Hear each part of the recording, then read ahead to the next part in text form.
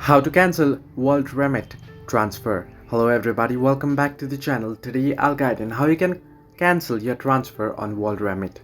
Now, you can request cancellation of a transfer either through your transfer status page on your website or the app. Now, if you are on phone, you can simply head into the app. Here you can see World Remit money transfer app. You can simply open it up, log into your account, or if you want to do it through browser, you don't want to install app, you can simply head into the worldremit.com on your browser, either on your laptop or your phone or any other devices that you have. There what you want to do is you want to log into your account.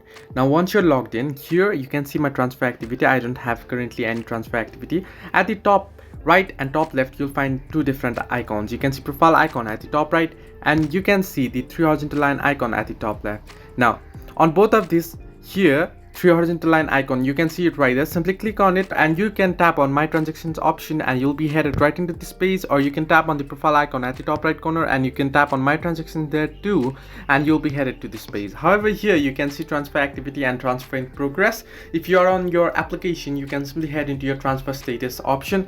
Here you can see transfer in progress. If there is any progress or if there is any transfer going on currently in progress, you'll find it here. You can simply open it up and you can cancel it.